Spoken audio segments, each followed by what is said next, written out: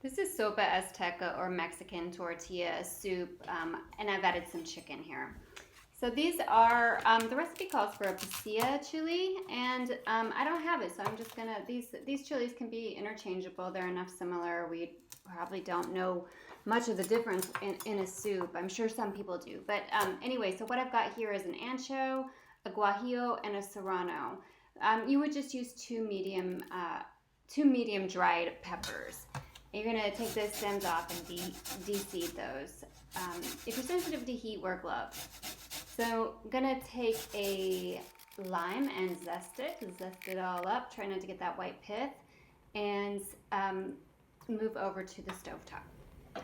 So I've got a stock pot. It's at medium-high heat, and I'm gonna add the onions, diced onions, and this recipe is online at eatsimplefood.com. Cook that for 5 to 7 minutes or until translucent.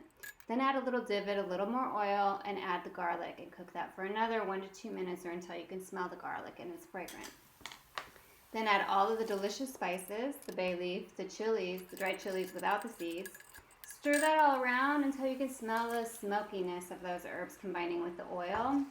And then add in the rest of the ingredients. And there's some cilantro, and it can have some of the stems on there, the lime juice, the lime zest, chicken broth, a little bit of salt, and a can of fire roasted tomatoes. If you don't have fire roasted tomatoes, or if you want it a little bit not so hot, just use regular diced tomatoes. Or you can use like tomatoes with green chilies or whatever. You cook that for 15 minutes covered at a simmer. You run it through the blender. Don't fill the blender all the way up unless you want to clean up a mess. You could also immersion blend it, and then you strain it. So today I'm not seeing a lot going on with the chilies. Sometimes, you know, if you don't chunk the chilies small enough, you might get some stuff in the strainer that you want to discard, or you could use it for something else later, like, you know, baking some eggs in. That would be really good. But anyway, go ahead and strain it, see if there's anything. And then you would serve this like with a rotisserie shredded chicken, but I've just got some diced chicken here, and I'm going to throw that in. And then garnish it with these tortilla strips. And that recipe is also online, but you could use just crushed corn tortilla chips that you have in a bag in the pantry.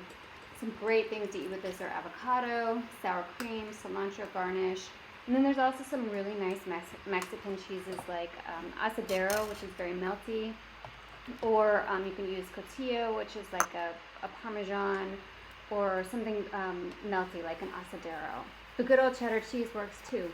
You can find the recipe at eatsimplefood.com.